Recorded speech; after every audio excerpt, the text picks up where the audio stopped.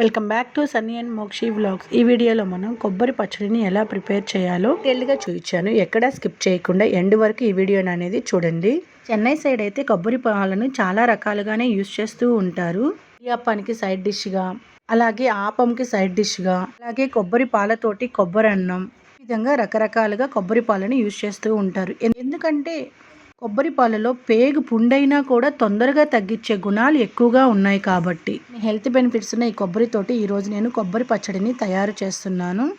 ముందుగా stove on చేసుకొని ఒక కడాయి పెట్టుకోవాలి. కడాయి అనేది వేడెక్కనివ్వండి. ఆయిల్ కూడా ఇక్కడ తక్కువేనండి. ఇక్కడ నేను కరెక్ట్గా 1.5 స్పూన్ అనేది ఆయిలే యూజ్ చేస్తున్నాను. పచ్చడనే అనుకుంటాం కానండి, దాంట్లో వాడే ప్రతి ఒక్క ఇంగ్రీడియంట్ అనేది మన హెల్త్కి చాలా అంటే చాలా మంచిది. అలాగే ఆయిల్ అనేది కూడా తక్కువగా ఉంటుంది, ఈజీ డైజెషన్. కడాయి వేడెక్కిన తర్వాత ఆయిల్ వేసుకోండి. ఆయిల్ అనేది కొంచెం వేడెక్కనివ్వండి. ఇప్పుడు ముందుగా తీసి పెట్టుకున్న ధనియాలని, జీలకర్రని 1 స్పూన్ వేసుకొని కొంచెం అలా ఫ్రై చేసుకోండి. అలా 1 నిమిషం ఫ్రై అయిన తర్వాత ముందుగా కట్ చేసి పెట్టుకున్న కారానికి సరిపడంత పచ్చిమిరపకాయలని తీసుకోండి. ఇక్కడ నేను ఒక 7-8 పచ్చిమిరపకాయలని చిన్న చిన్న పీసెస్గా ఇలా కట్ చేసుకున్నాను. ఇలా కట్ చేసుకోవడం వల్ల పచ్చిమిరపకాయ అనేది పేలకుండా ఉంటుంది. కూడా పచ్చిమిరపకాయని కట్ చేసే వేసుకోండి, లేదంటే పేలుతుంది.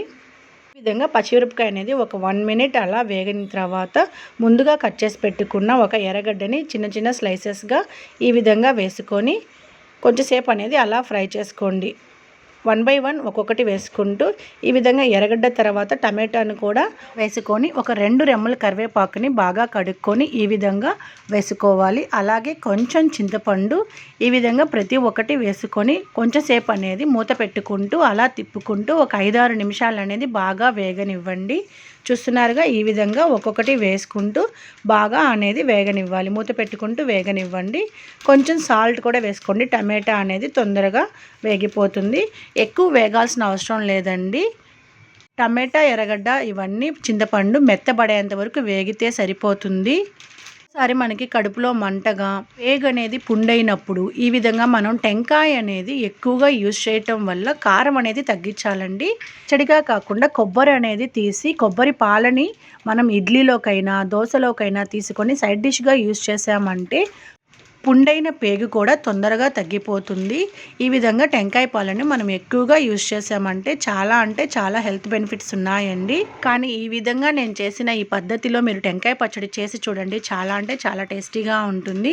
చేసి మీ ఫ్యామిలీ మెంబర్స్కి పెట్టి చూడండి. వేరే కూర ఏమీ అవసరం లేకుండానే ఈ ఒక్క పచ్చడితోటే అన్నం మొత్తం కలుపుకొని తినేయచ్చు. అంత టేస్టీగా ఉంటుంది.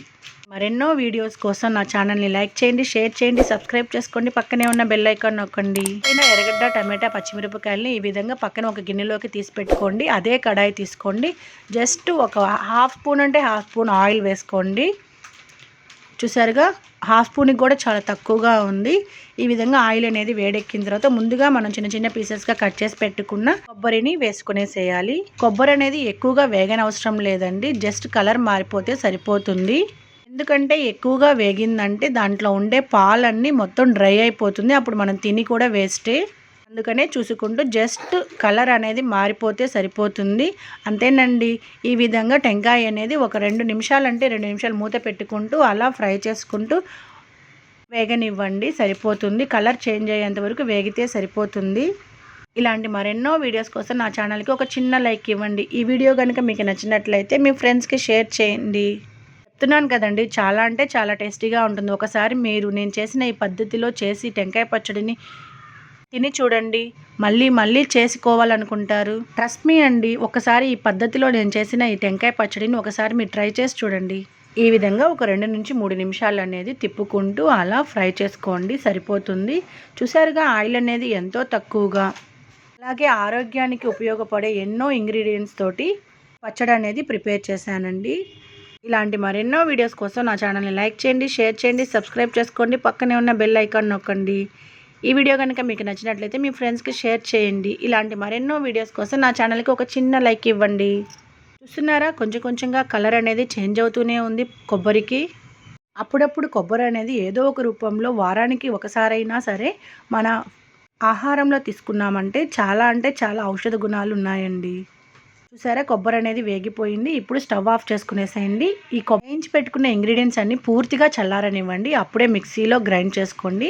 అయితే ఇప్పుడు చల్లారిపోయింది. ఇక్కడ మనం మిక్సీ జార్ని తీసుకొని ముందుగా కొబ్బరి అనేది వేసుకొని ఫైన్ పౌడర్ లాగా చేసుకునేసేయాలి.